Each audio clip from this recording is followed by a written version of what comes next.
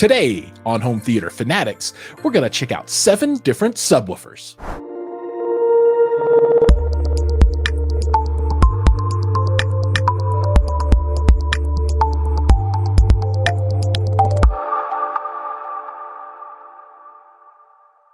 Welcome back, everybody. I'm Giles, and this is Home Theater Fanatics. So I've had a lot of people asking me about these subwoofers that I've gotten. I've got a whole bunch of them down in the basement, but everybody wants to know how they compare. Now, it's kind of difficult to compare one to another, but what I've done is I went through and I measured each one to the point where it clipped out my UMic 1, and that's, somewhere around 120 decibels. I can then compare the curves of them in the room, and these are near field measurements, so it's not exactly room response, and it's not exactly a ground plane response outdoors or an anechoic chamber or something like that, but they are very similar measuring environments. So you're off by like maybe an inch or two as I move these subwoofers around and that kind of thing. So you can see what the curves look like, so you can understand kind of the gross high level differences between what these different subwoofers can do. Now, I've got 7 of these, and the last one we're going to talk about is the one that people have been asking about a lot, which is the Kraken. But let me pull up my handy dandy list here, and we'll quickly go through these. And I'm going to try and throw up a picture of some of these as well as we do this. So first up on the list is the Velodyne MicroV. Now, this is a 6.5-inch subwoofer with 2 passive radiators. Yeah, I know. This is really designed for kind of small spaces, maybe bedrooms or offices, or you could even game with this thing under the desk. So this is what the MicroV looks like. It is tiny. That's a 6.5, and on either side you'll see that there's a passive radiator. But this thing's small but mighty, as they say, with a claimed frequency response of 38 to 120 hertz. Okay, next up on the list after the Velodyne Micro V is the Logan Dynamo 1600X. This is a 15-inch sub, and this is not their top in line by any stretch of the imagination, but it does include room correction technology. So this guy comes in at $2,000, and what's interesting about this is you see the feet at the bottom. Those can be moved either to make the subwoofer downward firing or forward firing. Now, when you're in downward firing configuration, the plate amp is then on the rear, but when you're in forward firing configuration, it puts the plate amp on the bottom. So it gives you some interesting kinds of setup, challenges, or maybe flexibility, if you want to think about it that way, that you don't have with any of the other subwoofers that I really have in this lineup. So it's kind of cool from that point of view. I think there's some stats down here, maybe 20 to 200 hertz plus or minus 3 decibels it claims, with 900 watts of power, 15-inch high excursion cone at the $2,000 price point. So next up on the list is the Velodyne Digital Drive Plus. We're finally getting into the 18-inch territory with this particular subwoofer. It's also the most expensive. Now, I don't have an exact price. Again, this one is only sold through the channel, but it's like $4,000 or $5,000. So it is not cheap by any stretch of the imagination. But this thing's really nice. I really like it a lot. This subwoofer is gorgeous, and it has a lot of technology in it. However, it is getting a little dated. Now, the mechanics of making bass haven't really changed over the years. You have a cone that vibrates and pushes air, so you can use old subs, and that's fine. However, some of the technology around the room correction is a little long in the tooth. This even has a S-video plug on the back, so you can plug this into your television, so you can look at the settings there. Obviously, today I wouldn't even know how to plug in an S-video connector to get video out. Now, they claim on this is down to 14.4 hertz at plus or 3 minus decibels, and then 8.8 overall before it stops doing anything, I guess. I don't know, we'll get to that, but it is a gorgeous subwoofer. It looks really good, and I really like the sound, but we'll talk about that when we get to all the measurements. Next up is the I thought I had these in order, but I guess I don't, is the SVS SB2000 Pro. So this is a sealed 12-inch subwoofer. So this will be coming in right between that Micro V and the 15 from Martin Logan. The SVS SB2000, like I said, a seal box. I believe the price on this runs at $899. And this thing is tiny. I mean, Doesn't feel much larger than the Micro V that only has a 6.5-inch driver, but this thing is all driver. Obviously, since it's sealed, no ports on it, so you don't need nearly the space that you need for any of the larger enclosures. So from a sealed point of view, I believe we'll have 3 that are sealed. So the SB2000, the Martin Logan, and the Velodyne are all sealed. The rest are base reflex designs, either ported or using passive radiators. You can see the chart there, and they call out the same thing that I'm going to call out, that the frequency response graphs that we'll be looking at later don't represent the maximum SPL of the subwoofer. It just represents where all of the speakers clipped out my particular microphone, so you can see what that curve looks like. So you can get more juice out of these things, and I'll talk about each one as we look at the curves and let you know which ones I think were kind of getting close to the end of their life, or the ones that I thought had a lot more horsepower left. I believe this one claims down to 19 hertz plus or minus 3 decibels, 412, and I actually found this one pretty impressive, and we'll talk about that more in just a bit. Now, after the SVS, we get into the 3 GSG subs. So 2 Velodynes, 1 Martin Logan, 1 SVS, and 3 GSGs. The first one is the Marty Cube, and this is the smallest form factor that GSG makes in the Marty Cube line, or in the Marty line. They also make a mini Marty and a full Marty, both in 18 and 21 inch. This is 18 inch, and I'm using the UM1822. Now that box is $349, and the driver, I'm not sure what they're running out, like $400 or something like that, for the UM1822. Okay, this is the 18-inch GSG Audio Marty Cube. This is the smallest of their form factors, as I said, and I actually like this one quite a bit. Since it is small, you can put it in a lot more places than the Devastator or the 21-inch full, those kinds of things, and it gives you a lot of output, as you'll see down the line just a little bit here. So I really enjoy this, and tuning on this one is 19 hertz, and I believe they're doing this both in Birch and MDF at this point, if I remember correctly. All right, now after the Marty Cube, we're going to move on to the Devastator. The Devastator is a very interesting design. So it's some people call it horn loaded. A lot of people really like this because these are kind of mid-bass monsters. They have a ton of mid-bass, but for this design specifically, you really need to deal with EQ to bring this full potential out for home theater applications. So I think that the driver that I'm using in particular, which is the Eminence that we'll talk about in a bit more as well, really is designed for PA duty. But in this box, with the correct EQ implementation, you can get strong output well down under 20 hertz. So let's take a look at this box so you can see exactly what I'm talking about. We are up to the Mark II version of the Devastator from GSG now, where they simplified the build to some degree. There are also 2 different tuned versions of this available. I believe it's one tuned at 19 hertz and one tuned at 28 hertz. Obviously, the 28 hertz tune is for music applications, and you'll see a lot of people wanting to use these for straight up concert PA duty. And then the lower tuned version is for folks that want to put this in a home theater and use this to try and get both the low bass and all of the super strong mid bass that the Devastator brings to the table. And it brings a ton of mid bass to the table. So this is what it looks like. The driver is actually hidden inside of here, and firing into another chamber. So the back chamber comes around and the front chamber comes down through too. And I think we can get to an exploded view. There we go. Yeah. So you see this second ring on the inside. The subwoofer actually will mount here into that ring. And when you drop it in, there'll be a hatch here that's not on.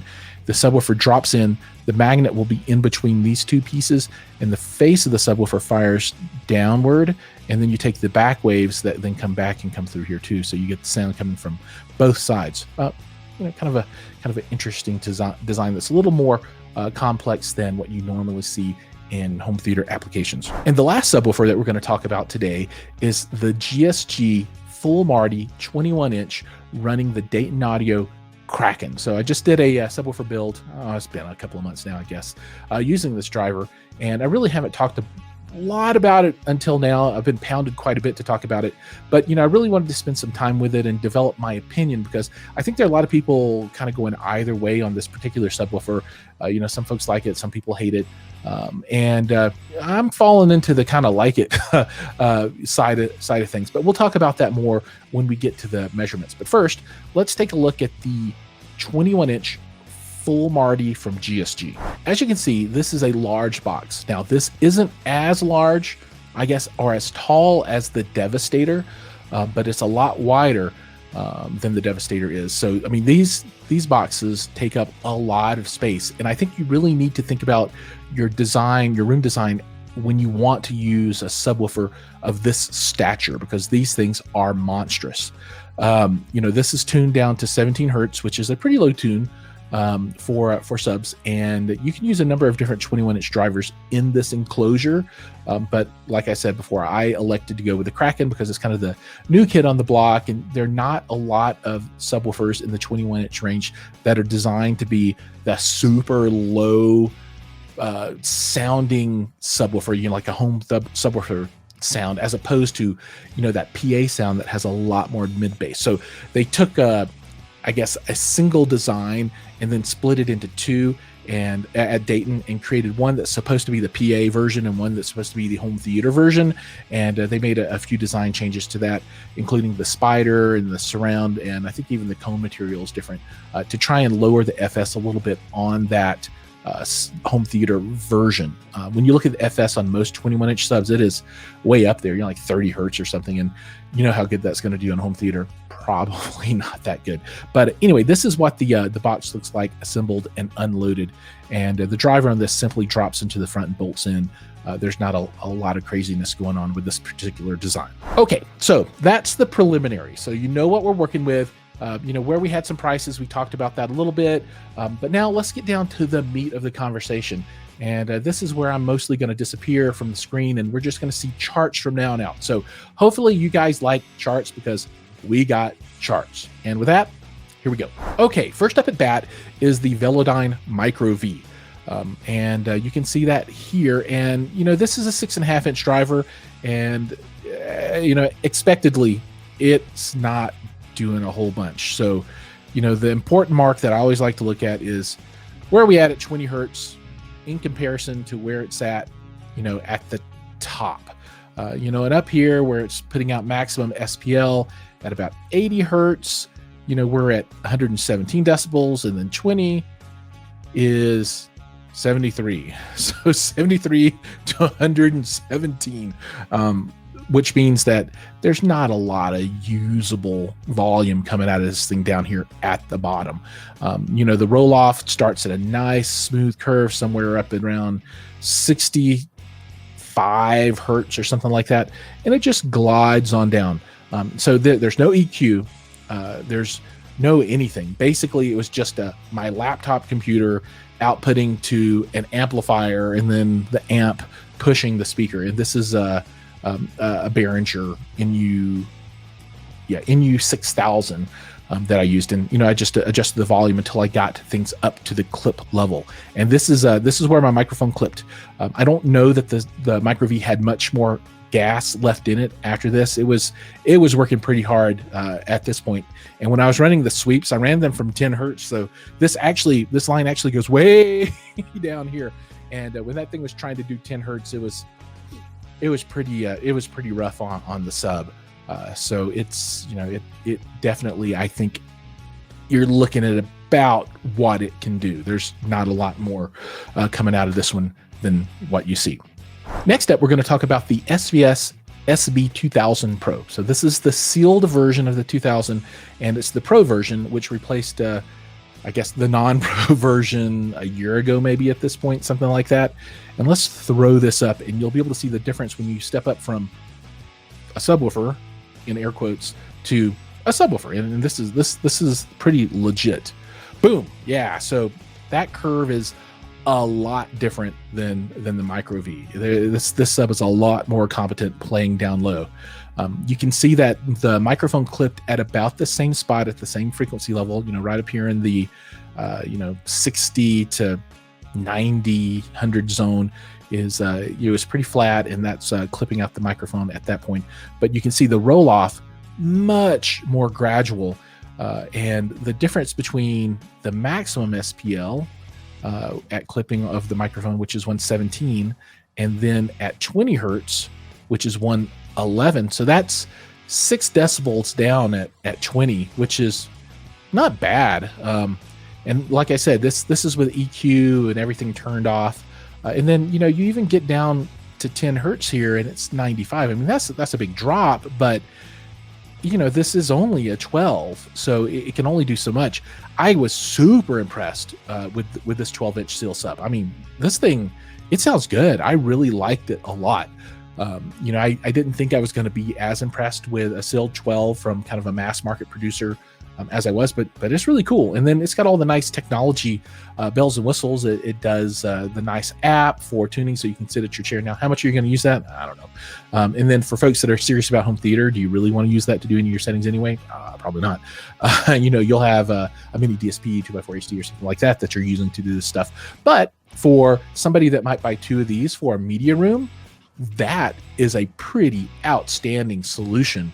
And they are small. I have a ultra short throw projector in my media room, and I could actually get these 2 of these underneath my screen. And dude, that room just rocks with these 2 little guys in there. I love it. Now, would I use these in my dedicated home theater? Probably not. But there are SVS subs that I would put in there, and I wouldn't have any qualms about it. But I really enjoyed these little 12s. Gosh, and to call them little 12s, it sounds bad. It sounds like I'm belittling them. I see what I did there. But they are small, but I think that's a bonus. I guess size matters, and in this situation, smaller is good. Now we've added the Martin Logan into the mix. Now I'm going to go ahead and drop off the MicroV, and I'll just keep 2 of these up at the same time. The Martin Logan is a 15 compared to a 12, right? And the Martin Logan is seen here in green, and the SVS is seen here in the, I guess that's purple. From about 100 hertz down to 28 hertz, they are very, very similar. I mean, the curve is right spot on with each other. However, the SVS 12 seems to have a little more low end oomph than the Martin Logan does. It's rolling off. And then on the top end, which I guess matters, I don't know. It may be from a mid bass point of view, if you're running your subs up here pretty hard. The Martin Logan does have a flatter response curve across the top. Now, it might be some type of non-defeatable DSP EQ that runs inside of that SVS box that I have no control over. Everything I could turn off, I turned off. But there still could be stuff going on in there that I don't have any control over. But this is as neutral as I could get these things to measure. Now, the ultimate top end of these, which one is going to be better, that's hard to tell. I think that the Martin Logan had a little more left in the tank. I think the SVS was pretty much getting close to what it can do. So, it might be that this Martin Logan, you could shift this whole curve up another 5 decibels, maybe, but that's pushing this thing pretty hard. And it, they call it an ultra long throw, but it doesn't seem that super ultra long throw to me.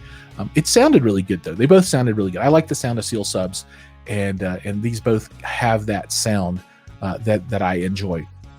But for a cost difference of $1,100, man, you could buy 2 of the SB2000s for the price of the one Martin Logan, and those 2 seal subs are absolutely gonna whack the Martin Logan. But if you have the money and you like Martin Logan subs and want to be able to have downward firing subwoofers, then this is kind of one of the few games in town, and it is a very competent subwoofer. Also, the Martin Logan includes a lot of room correction technology, so it includes a microphone. You can plug it in, and it does sweeps and does all that kind of stuff. So if you want to set this up and you don't want to have a lot of other tools, then it's really cool because it does all of that for you, and it can improve the sound in your room. Whereas with the SB2000, you're doing stuff either with other tools or manually or trying to use your ears and that kind of thing. So there is a difference in that level of technology between those 2. Now we're starting to get into the big boy subwoofers, and we're looking at the Velodyne Digital Drive Plus 18. As I said before, this one's a little long in the tooth, but man, it is a performer and it sounds outstanding.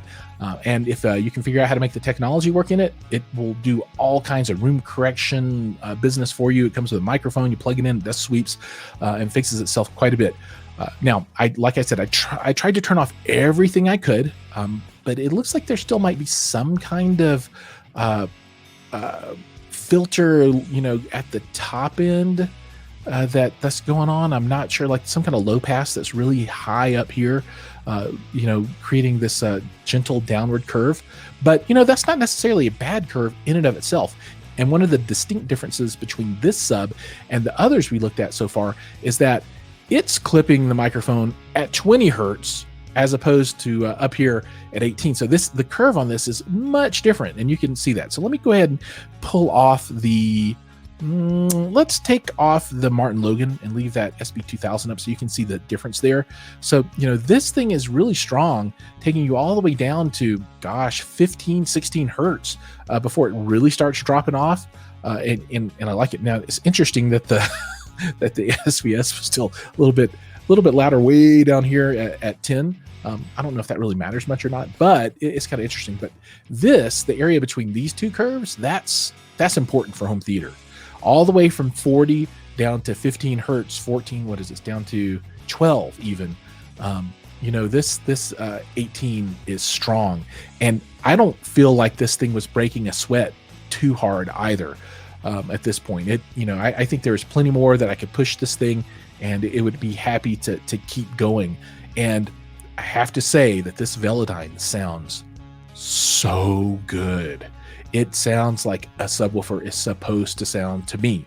I really like it. Now, the price on this thing is outrageous, but if you got some dollars, or you can find one of these things used or a couple of them, it's a stupendous subwoofer. I really, really love it. I look forward to Velodyne releasing some new gear that's updated with new technology that has this level of performance or better, in the coming months. They have a new owner, and they're releasing a set of subs now called Deep Blue, which I've not seen. I don't know anything about them yet, but I'm hoping that they can kind of carry the torch from this Digital Drive Plus servo-based subwoofer into the future with some product line, and keep bringing this kind of performance, but kind of eliminate some of the issues that they had with reliability and the amplifiers and that kind of thing that they've had in the past.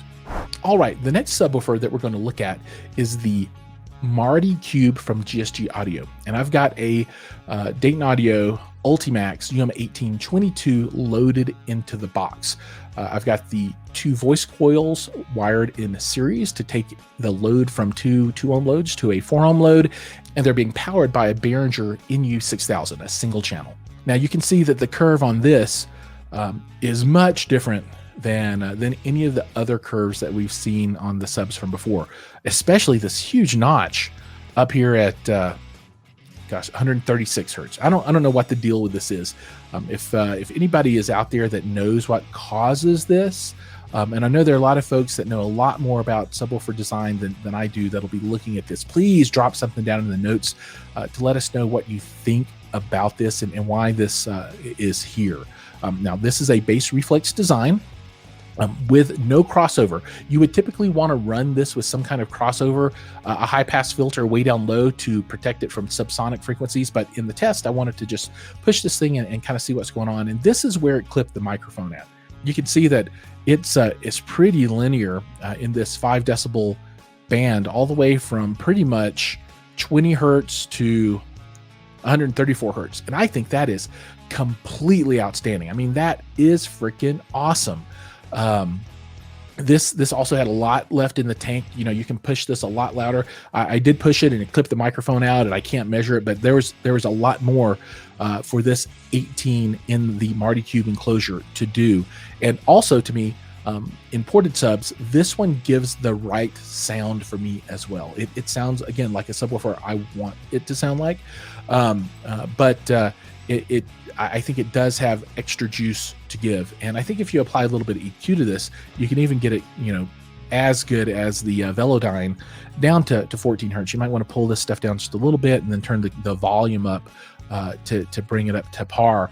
But it is strong. And, you know, just I think in general, you're also getting a little more mid bass out of this than you were out of the Velodyne as well.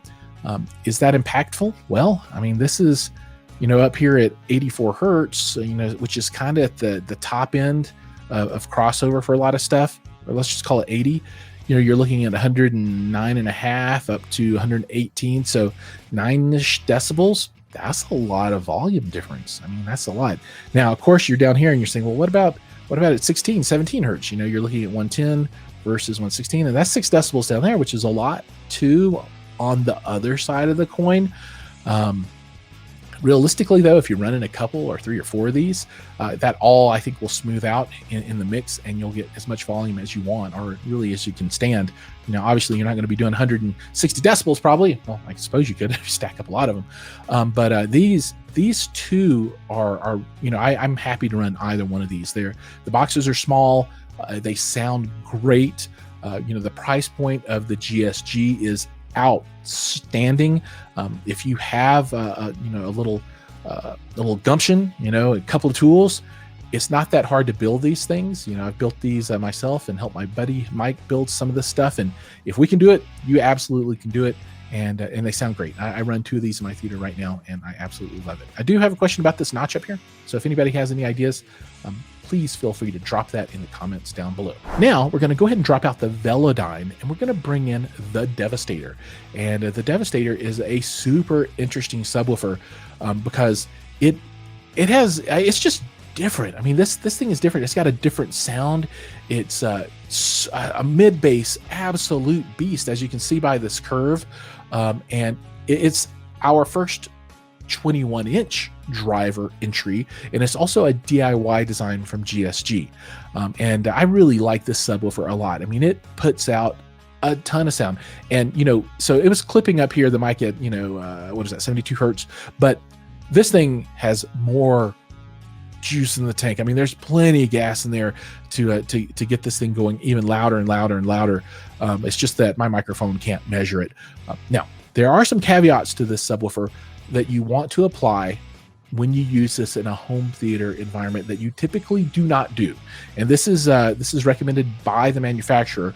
And I've tested this myself, and it absolutely works. So as you can see, you know, the curve of this Devastator, the green, compared to the UM1822 in the Marty Cube, you know, there's a pretty big disparity down here around 20 hertz of 10 decibels. Well, the idea with this sub, and this works, is that you apply a EQ bump way down here at 20 hertz with a pretty wide Q, so it, you know, it impacts a fairly significant portion of this range, and it pulls this entire thing up, and you can make this thing pretty much flat. You know, if you take a little bit of this hump off and then apply that EQ gain down here at 20, you know, it flattens this thing way out, all the way up until you get into the squirrely area up in the top. And since this thing has so much gas in the tank, you can just crank it, and it cranks, and it continues to crank, and it continues to crank.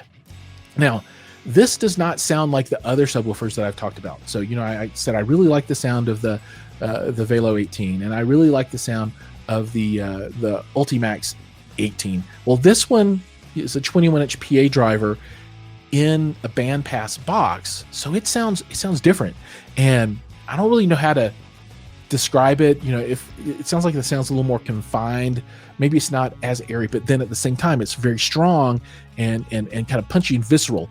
If you like mid bass, especially, there's nothing else that really compares to this in my mind that we're going to look at today. I mean, the Devastator's it. I mean, it's the one. You know, some people will, I think, take the Devastator and kind of run it more in its natural curve and then add other subs for that real low end support. And you know, some people then running other kind of subs then want to add like some kind of mid bass driver to their low end subs to do the same kind of thing. But you know, these Devastators, 2 of these in a room with the right EQ bump is just, I mean, it's a ton of bass. It's a lot. It's really a lot. You know, I'm curious to hear other people's experiences with the Devastator, so if you could, you know, drop those down in the comments as well. But you know, I've been running this one for, I don't know, it's months now, and I love it. The only knock that I have on the Devastator, which is going to be the same one of the same big knocks that I have against the Kraken that's coming up, is the size of the enclosure. These things are humongous. And while I have a dedicated room, it's a kind of a retrofit room. And, you know, I wasn't able to design subs into the wall or space behind screen and that kind of stuff. So you end up with these humongous, like, mini refrigerators, larger, it's like 2 mini refrigerators sitting on your floor in your room. And if you're okay with that, then man, by all means, knock yourself out. But like I said, that's my only knock. But I love the Devastator with the Eminence driver. I've only heard it with the Eminence. So, you know, your mileage might vary with other drivers, but I like it quite a bit. And now we're down to the final stretch where we're going to look at the Kraken. So the Kraken is the newish Dayton Audio 21-inch driver designed to be air pump, right? Low frequency, not PA driver, with all of the normal kind of home theater bells and whistles, with the half round surround and the spider and the right cone weight and lower FS and all that kind of stuff. Does it deliver? Well, we can see the curve here. So this is the natural curve of the Kraken in the full Marty kit from GSG, 21-inch full Marty roundover kit. And of any of the drivers, I mean, it is strong down here at clipping of microphone. So let me pull up the Velo real quick. You know, that's the Velo curve.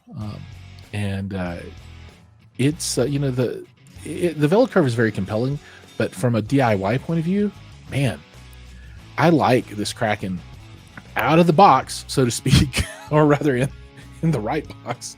The Kraken naturally is you know, kind of whomping on the Devastator a little bit, I guess, because, you know, the mid bass up here is about the same, right? But, you know, down here at 20 hertz, we're at 103 versus 113. That's 10 decibels. 10 with no EQ, which I like. That's nice. And then if you get down to 10 hertz, you know, with no EQ, you're at 78 versus 98. That's 20 decibels. So, I mean, you can take that for whatever you think it's worth, but man, I think it's worth a lot. You know, if you want to take this, this Kraken and you want to EQ it a little bit, maybe you pull this down a little bit to here, and maybe you pull this down a little bit to here, and then you just turn that gain up and just push it, because man, this thing had lots more to go. I mean, it wasn't even moving. I mean, it's ready for more. So I think that this thing can be a beast. And if I could ever get my hands on a microphone where I could really measure the output of these things, I bet it's going to keep going up. You know, I don't know how many more, 5 decibels, 10 decibels. I don't know what's the theoretical tap in on this thing. I don't know what the model looks like, but I like that curve a lot. And like I said, with a little bit of EQ to bring this mid bass down just a little bit, and maybe pull this hump down just a little bit, or maybe just leave it. Who cares, right? You know, that's outstanding. So I like the Kraken. And the thing about the Kraken is that I've run Eminence 21s. I've run the Kraken 21. I've run Lavoce 21s. And of all of them, this one sounds to me more like what a subwoofer is supposed to sound like. And everybody will have different taste. But I really like the way this one sounds in the 21-inch kit from GSG. Now, someone commented before, why don't I put this in the Devastator?